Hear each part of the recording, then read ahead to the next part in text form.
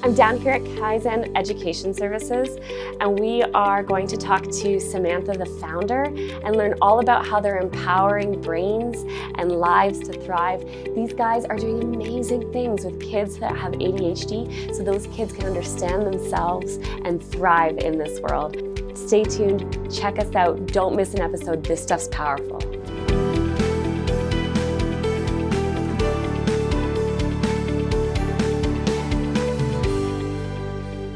I'm here down in Kensington at Kaizen Educational Services. I'm with Samantha and John. Samantha, you're the founder of Kaizen. Can you tell me, what is it that you guys do and how did you come up with this idea? So I was a teacher for 16, 17 years, long time. And I was an elementary teacher. I went into administration, and then I transitioned into a counseling department in student services. Yes. Working with kids in academic support. Okay. That was my role. Yes. So I was working with, and you're going to hear me be a bit sarcastic, but I was working with all the kids that couldn't learn, right? Like I was sent those kids that were very misunderstood or mislabeled, and they were struggling. Yeah. And we couldn't figure out why they were struggling, because these were really, really smart kids. And it's like, what was that? And that was quite a while ago, before we knew about something called executive functioning. Right. And it was before we knew a lot about the brain. As educators, we weren't taught about brains and learning, which sounds strange. Yeah. But we weren't, because we didn't know what we know now. But now we know better, so we can do better. And off I went to try and figure out what is this gap with these really, really bright kids who have a ton of support, but aren't reaching potential. Right. That was always on the report card, not reaching potential, or could do better in, or if they stayed focused, they could. Right. Or what were some other phrases I heard? Way back in the day, I heard things like lazy, unmotivated, disorganized, not meeting potential. Right. And it was a real struggle. These teachers were really trying to work with these kids, but we couldn't figure it out. So I just coincidentally went to some workshops with Dr. Peg Dawson, who is an executive skills guru, and learned about this thing called executive functioning, which is all of the management system of a brain. Right. We like to call it the CEO of the brain. Organizes all the pieces, to make sure everyone's doing their job so that you get a great product, or an orchestra. Right? The conductor of an orchestra, making sure all the instruments play. The problem was these kiddos that I was working with really had lagging executive functioning skills. Okay. Those were things like time management, organization, planning, prioritization, attention, and often that led to behavior issues. Right. And so then I went to another workshop with Dr. Ross Green, who is the most amazing guru ever when it comes to behavior, I think. And he said a phrase not to me personally, but I internalized it as personal, which was, behavior is just an indicator of a lagging skill or unsolved problem. So if we put behavior on the shelf, what is the lagging skill or unsolved problem? With these kiddos, it was executive functioning. So that led me down a journey to really like a neuroscience research journey for a number of years, digging in, learning a bunch of psychology. I'm not a psychologist. Met my good buddy John here, who is the psychologist. Right. And just learned and thought, hey, what if we actually start to teach kiddos these skills? And what if we start to implement structures in classrooms to teach these skills? And you have something in which we're going to talk about later in another episode coming out to help those teachers. So you have to check that out. If you're a teacher or you're a parent and you need help and your teacher needs help, you got to check out that episode. I think that's number 4. We're going to talk about that. But so, and you met John, and John, you're a psychologist with Hexagon Psychology, is that correct? Right, so they don't have executive functioning. We call it ADHD, right? So a lot of times we term this ADHD. What signs should a parent look for ADHD? Like, what are they going to see? Well, typically what you're going to see is a typical kid doing typical kid stuff. So one of the things I always put out there with parents or teachers is we all have symptoms of ADHD. And so whenever I do talks, or Sam and I do talks, really a lot of people leave with the idea that they themselves or all of the kids that they see have ADHD. And it's certainly not the case. So I'll put that out there as a caveat. Okay. But typically you're looking at significant behaviors related to inattention on the one side, and as well as impulsivity or hyperactivity on the other side. So with inattention, it's kind of frequent daydreaming, or kind of their heads are in the clouds, or like a lot of the cliche in society is squirrel, looking out of the classroom window, things like that. Careless mistakes, math in particular, writing, missing periods. They've been told several times, don't forget your period at the end of the sentence, and they always forget the period at the end of the sentence. Routines at home that are inattentive. When parents or caregivers are giving multi-step instructions that are age appropriate, good luck. They're not remembering you've given them 3 things: go upstairs, comb your hair, brush your teeth, bring down your dirty clothes, and they forgot all of that. Poor time management is certainly one of them. And then on the impulsive side of things, it's fidgetiness, restless legs. They're always on the go, driven by a motor. We used to have a joke in the clinic when we were trained, that if we're assessing a kid and the kid falls out of his chair at least once, it's ADD and we're done with the assessment, which sometimes saves parents a lot of money. So it's stuff like that. It's impulsivity, it's blurting out in class, not raising the hand.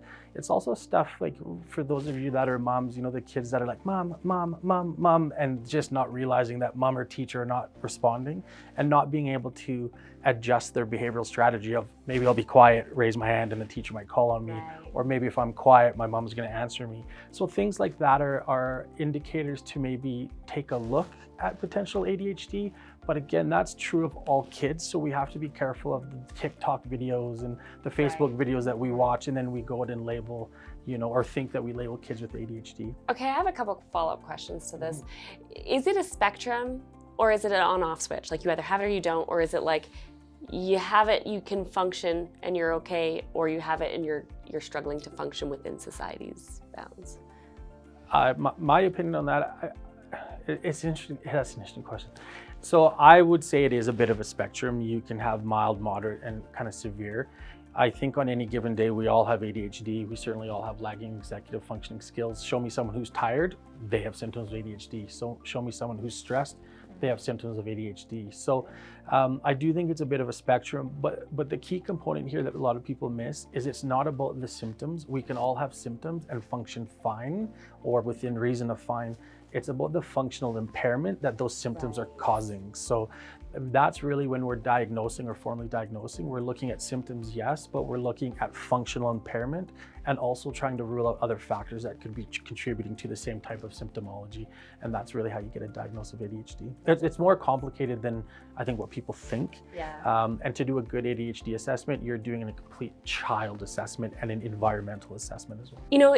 It's so interesting you say this, and like recognizing the signs and symptoms. Like, my son, I didn't have any other litmus test. Like, I honestly thought it was normal to take 20 minutes to put your shoes on. Like, I thought that that's what a normal kid's behavior was. And it wasn't until I had the support systems and the diagnosis where I went, oh my goodness, right? And I got to the point where I could connect with my son, and I wasn't constantly frustrated. And that frustration, towards your child causes an impact. And if you don't catch this early, like I was fortunate, I had a support system that caught it early, and we helped support him to thrive. But if you don't, there's so much more impact. Let's talk a little bit about that impact. What does that look like? So a lot of the students, as I was saying earlier, just have been labeled, and often we're worried about a label from a diagnosis, but often the labeling has already started, and maybe not in a positive way. And the labeling involves, them being called lazy, unmotivated, not trying hard enough, disorganized. I call it the should factor. You should be able to, by this age, you should, so-and-so can do this. In the school system, it might sound like you're in grade, 8 now, you should be able to. Right. And kiddos who have been diagnosed with ADHD or struggling with executive functioning, they can't. And so they've heard this perhaps at home, and they've heard it at school.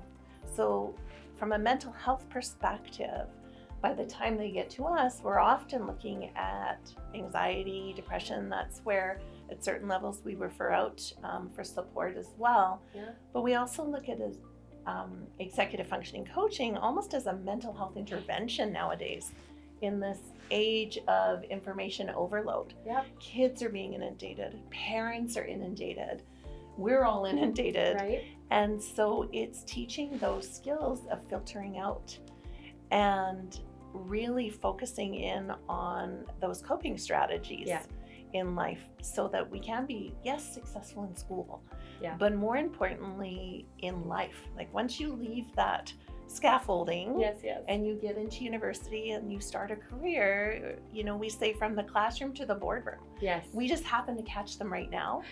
Yeah. But there are adults who struggle with this, especially post-pandemic or during the pandemic. Right. How many people actually thought they had ADHD because they couldn't work in this new environment? Right. So I think the mental health implications, and probably you can speak better to that than me as far as from a clinical perspective, is when we see those kiddos, that shame cycle has started. And the self-talk of, I'm not good enough, I don't know how, it can't be done in 10 sessions. Yeah. So depending on the severity of what's happened, we can work with students in 10 sessions, 20 sessions, 30 sessions. Whatever it's it takes. Completely individualized. I like that. Because everyone's unique, right? Every brain is different. And you see that impact as well, the negativity. Yeah, absolutely. Just to piggyback off Sam, she said I could speak to her better than she could. I certainly cannot speak to it better than she could. But I would add that when you do get a diagnosis of ADHD, it's often a diagnosis of, like I was saying earlier, incompetence. And so people and kids with ADHD, they start to internalize a sense of self that's not an accurate reflection of who they are and what their strengths are. So by the time they get to me or my colleagues, psychologists or counselors, then there is this internalized shame cycle where they're not good enough and they're not competent enough. And so what we see by the age of, grade 7, 8, or 9, we start to see people or kids shutting down, and it's because they're afraid to take a risk. And taking a risk means raising your hand, trying out for a team, getting a driver's license, handing in your math homework, letting your teacher see your writing. Those are all risks of ego. And if your ego, just to say your self-esteem has been trampled and there's been too much critical feedback in your life, then you're not willing to take the risk. So in order to protect that, you shut down. And when you shut down, now you look lazy and unmotivated. And that's now the feedback you're getting from life. So then it does create anxiety and depression. So on our side of things, that's where we treat clinically anxiety and depression. But executive functioning intervention is in itself a mental health intervention, and it's certainly a preemptive, if nothing else, in a maintenance phase of mental health. And so I think it's really important when you're talking about ADHD, you are talking about mental health and what comes with it, which is lower self-esteem oftentimes. And if you control for IQ, which is the majority of us in society, it's your self-esteem and your motivation that'll predict your success. And so that's where the key intervention is. ADHD is not an issue of knowledge, it's an issue of performance. And so helping kids perform increases self-esteem, which allows them to live up to their potential. Just like you would have a coach in any sport to absolutely. Help performance. It's 100%. Yeah. I love that. And practice the skill. Yeah. Yes. Right? Practice makes permanent. So it's equating it to a sport. Often we work with a lot of athletes because that analogy works so well. Right. Just like anything, you have to practice time management. You have to practice impulse control. Absolutely. I love that. And you have some kids here, so let's go maybe take a look and maybe they'll talk to us. Perfect. Awesome. Hi, Michael. So you're here at Kaizen, and how long have you been working with these guys? I think it's been like almost 2 years. Nice. What's it like? Tell me. It's pretty good. Aggie's helped me with all sorts of things. At our first session, I believe, was about I think it was anger management and stuff about ADHD, just controlling my emotions. Right? Adults can't even do that sometimes, but it's so amazing that you're learning those skills. What's one of the things that you learned about yourself that you found really powerful? That even though I have ADHD,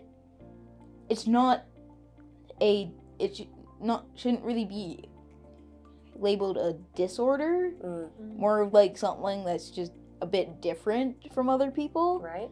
Because it does help in some places, like math, because even though I'm slow at it, I can do it. Yeah. And you find that you're probably really good in some things that your classmates aren't as good in. Yeah. What's your superpower? I'd say it's probably math. Yeah. Nice. You like solving problems then? Yeah. It's good. That's awesome.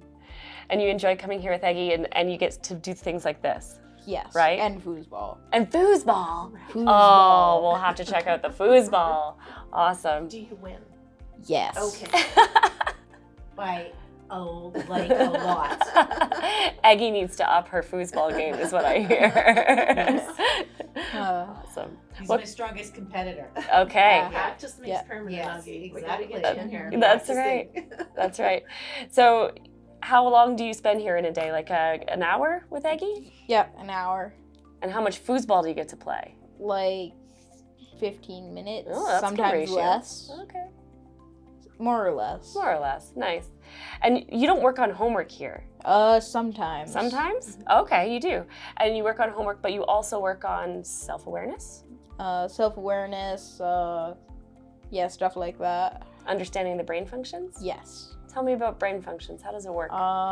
So there's the amygdala, otherwise known as amygdala, the hippocampus, and the prefrontal cortex. The prefrontal cortex is the like this thinking one, Right. the one that actually comes up with the good answers. Okay. The amygdala is like fight, flight, or freeze, those responses, and Right. the hippocampus is the like memory vault. Wow, I didn't even know that. You're teaching me stuff. That's amazing. And so understanding your brain helps you to understand, the behaviors, the emotions in that piece. Mm-hmm. Yeah? Yep. And would you recommend it for other kids? Definitely. Yeah? Do you find it fun as well as educational? Yes. Awesome. I love that. And what's one thing you would recommend to a kid who might be struggling with ADHD? What would they do? Don't think of it as something that puts you down. Think of it as a strength. Yeah. Because even though you have ADHD, it's helpful. It can be helpful in multiple ways. Yeah. That's beautiful. Thank you so much, Michael. That's amazing. Oh my goodness. That was so powerful. Like hearing it from the kids and the confidence we saw in Michael. Mm-hmm. The work you guys are doing is amazing. It really, and that was authentic. Like he hadn't been I prepped or know. anything, so he just agreed to do this, and that really is why we do what we do. That's when Michael first came to us. I mean, if you could see the change. It's just inspiring to hear kids speak their truth. Yes. In a very safe space, and that's what Kaizen is. It's a safe place to understand your brain, and there's no marks attached to it. There's no honor roll, No pressure. and it's learning about yourself, your brain, and empowering parents along the way. And eventually with Brain Hub, it's going to be empowering educators to do that work as well. And we're going to talk about that in the next episode, Brain Hub, and what the tools are for educators that you're coming out with in We're so January. excited about that. That is amazing. So for parents to get a hold of you, to give their kids the support they need, how do they get a hold of you? So they go to our website, which is www.kaizeneduc.com, and they can just, there's a form they can fill out to get a hold of us and learn more. Excellent. We'll put all the details in the description below. If you need support system in your life, and every parent does, definitely recommend coming down to speak to Samantha and her team at Kaizen. Just incredible work that they're doing. And we'll thank you so much. Thank you. Thank you so much for having me here. It was really lovely having you here. Thank you so much. And we'll see you next time.